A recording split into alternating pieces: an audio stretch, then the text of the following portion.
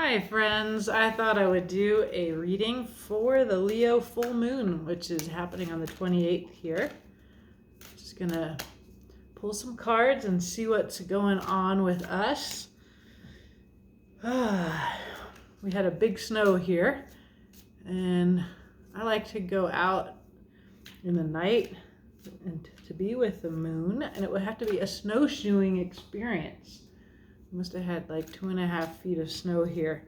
It's a bit deep even for my dog.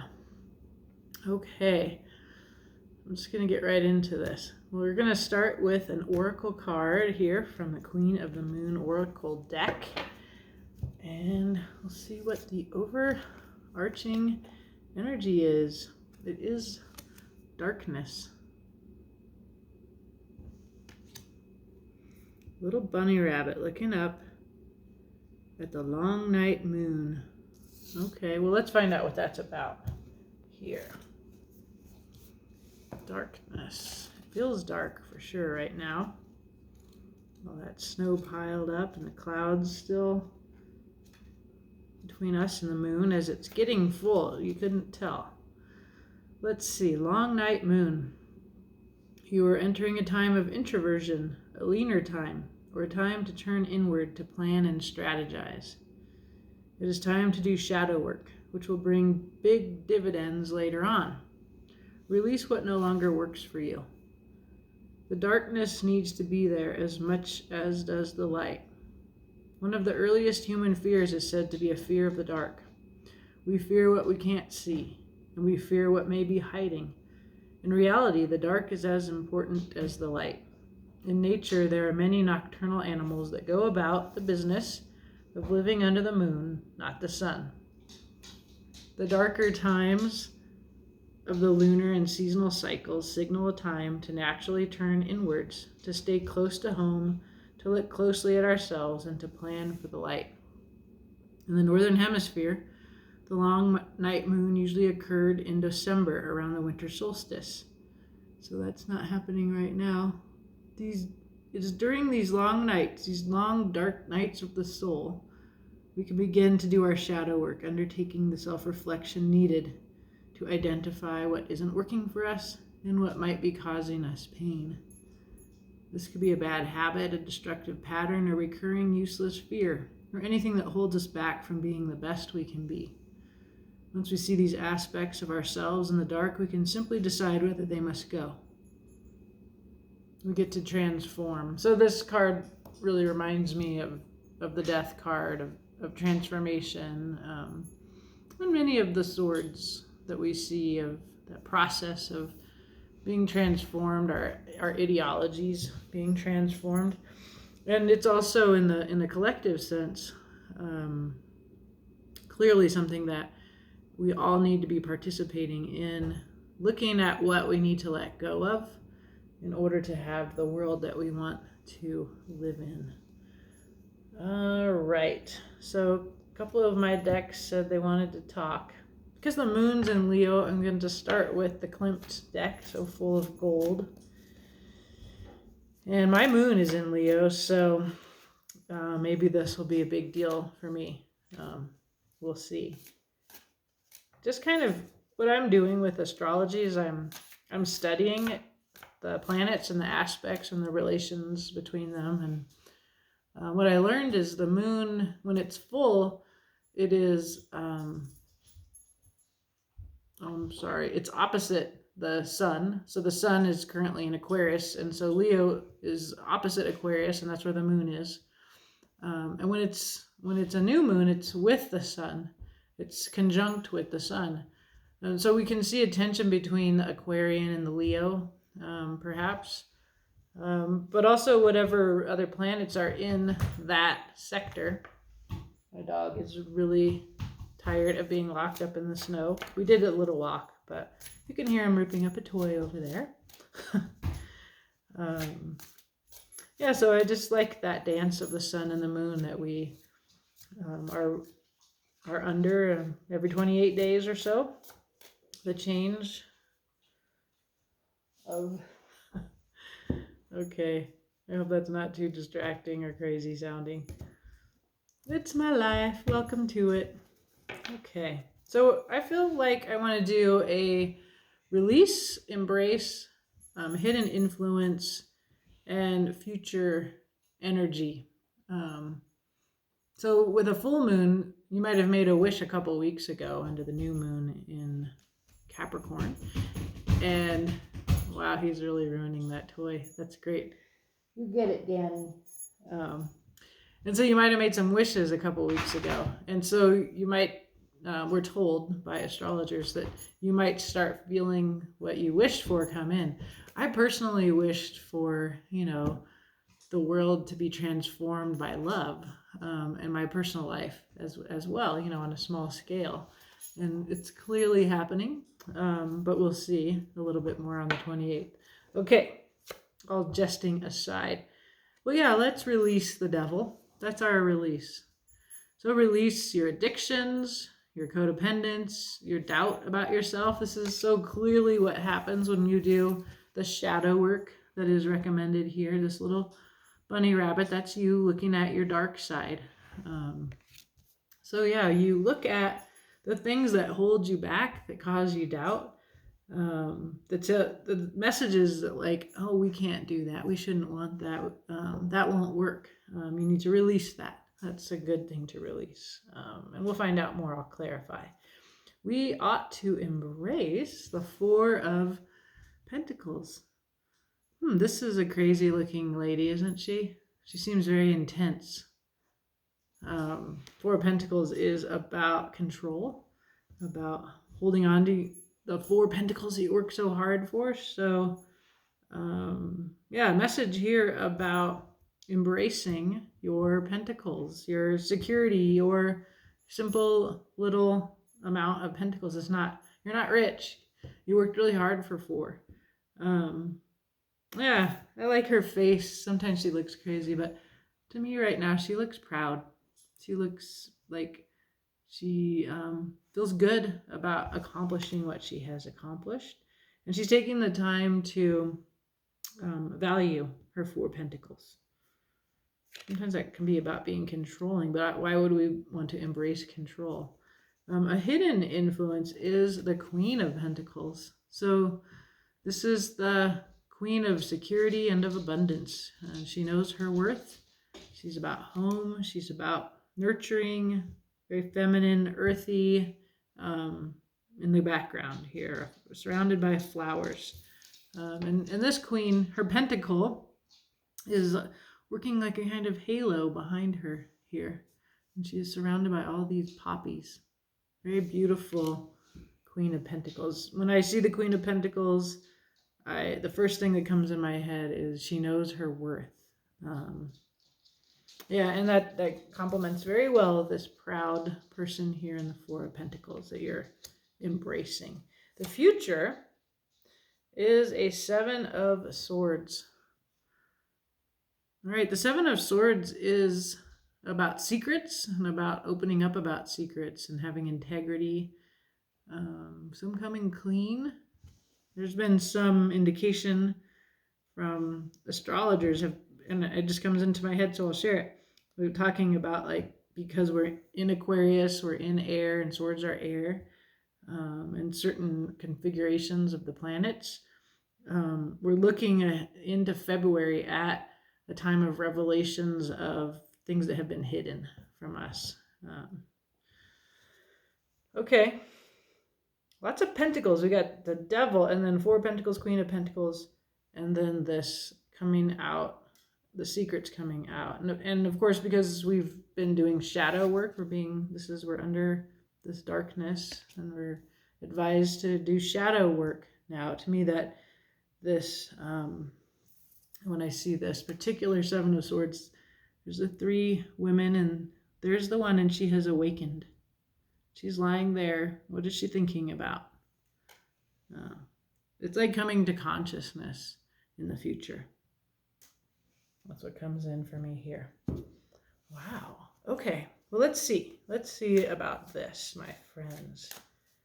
So let's find out about, we're releasing this devil. What's it about here? Let's let the Tarot of the Old Path, this deck, she wants me to shuffle her. Okay.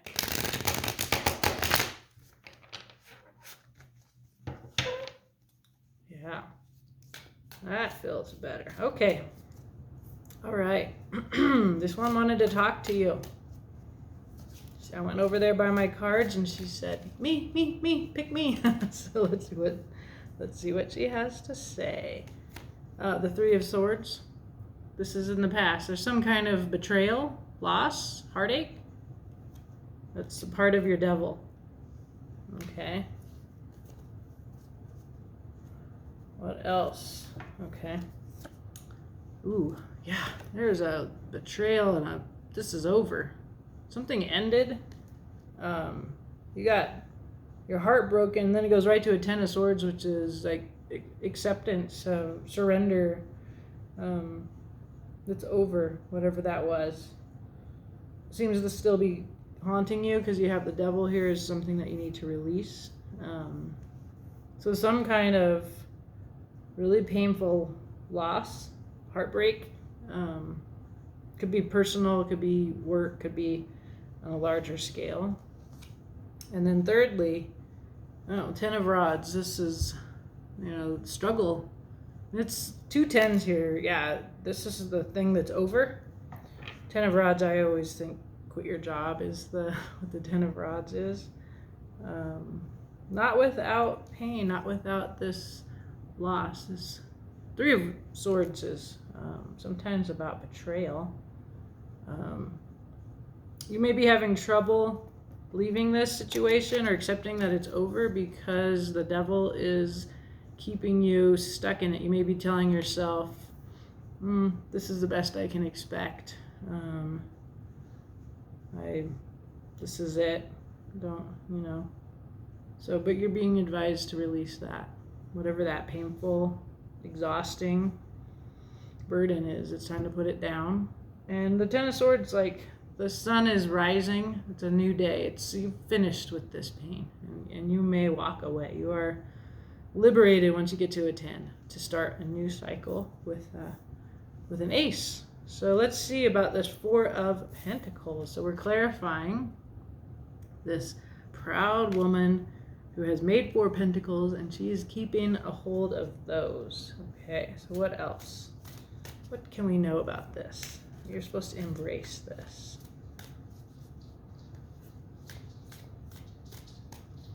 Having a lot is not always what we want to go for. Although you do have the Queen of Pentacles there in the background, so there's somebody that has a lot. It may be that need for security, that the Queen of Pentacles, this is your hidden influence, just kind of jumping ahead here. Her need for security may be a part of you needing to be advised to let go of whatever has ended here. Sometimes you stay in something that's over out of security needs, so let it go. And then you got 4 pentacles you're embracing. Wow. And you get the Empress. So she's very much causing us to think about how the pentacles are of earth. And the Empress is really, this particular Empress is so much about our planet and plenitude and abundance that is from the earth, not from work.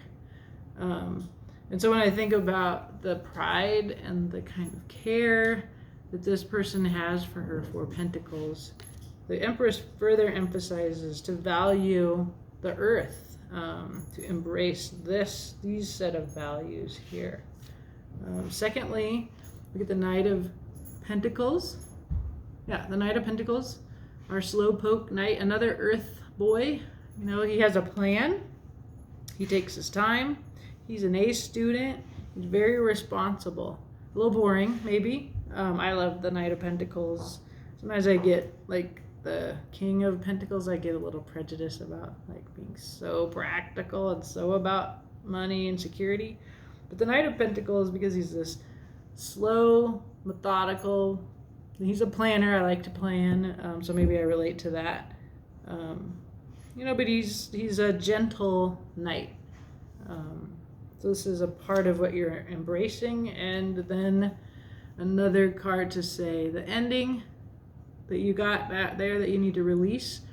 This reiterates that the world is an ending, and it's also a beautiful new beginning. And again, we are made to think about the planet, but also about the relationship to the heavens, to the cosmos here in this particular image of the world.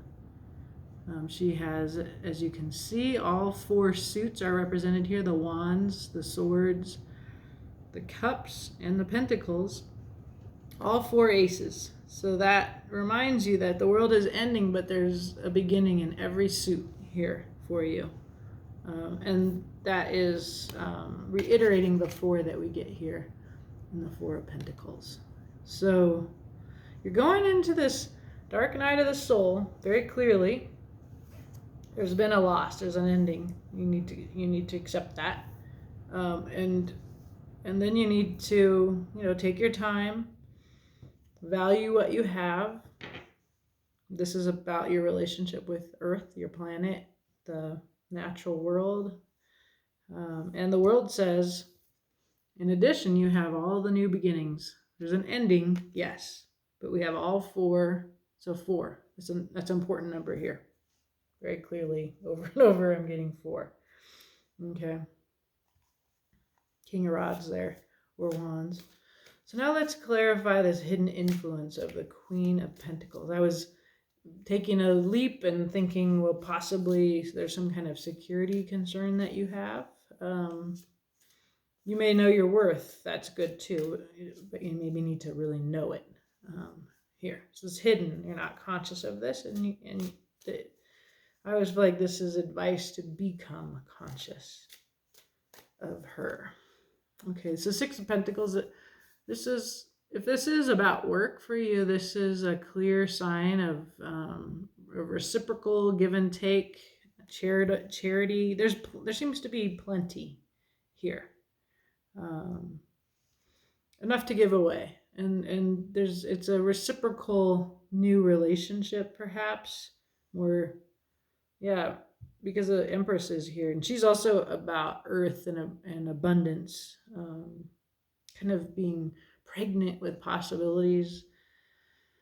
Yeah, I feel like the 6 of Pentacles is reiterating that. There is a decision maybe between the 6 of Pentacles and something else, a sort of inner intellectual struggle, and healing, which is about being protected by the intellectual, philosophical ideas that, what I see here is a decision that you need to come to terms with. The decision is about sort of giving and taking in an equal way, and maybe letting down your wealth. Like, wealth is hidden here. There's a hidden influence of a wealthy, security-based woman. And there's an invitation to give and take in a more reciprocal, equal way. I think of this as a social justice meaning here on this 6 of Pentacles. You're in a struggle. Like, it's either going to be the 6 of Pentacles, or for me, this is coming up. I see the walls of the institution that she is inside of. This is an ideology that is protecting her while she heals. I'm getting it as an old hierarchical situation here with the Queen of Pentacles and this kind of damsel in the tower, in the castle. So I'm feeling like there's a choice that you need to make between, I've said this so many times, I'm sorry I'm being repetitive, justice and some institutions that have protected you here, and your security and your wealth.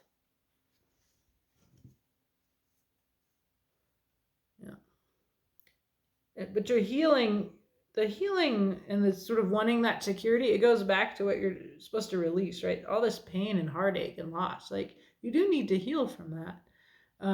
But sometimes, and this is advice that has been given to me, I can either go in and just really get in my self-pity and my healing process, or I can move into being of service and being generous, get out of my me, and more into How can I help you? And that's very healing for me to get out of my problems, to look away from the problem, as I've been advised, and to instead focus on how can what I've just suffered help you on your journey, perhaps. All right, well, let's see what the future is here. We get this coming to consciousness, awakening from secrecy.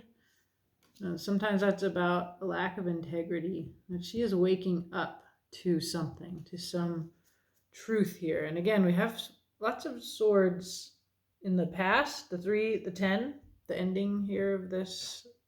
So the 10 of swords, since we get this decision around between the 6 of pentacles and the 4 of swords here is this hidden influence. Like, I feel like there is a kind of old set of ideas that have hurt you, that are a burden, and that you can just let them go, and you can just go out in the woods and, be with all the new starts. The world has ended and a new one is beginning.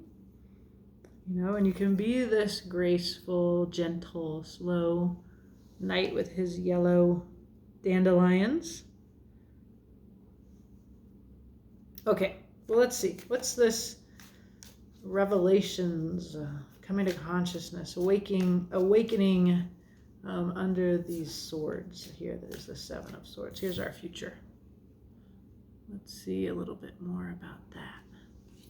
Such gorgeous cards. Okay. King of Cups.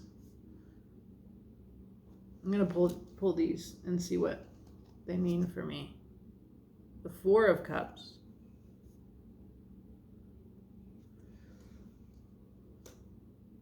And the 8 of Swords. So the future, 7 of Swords, is clarified by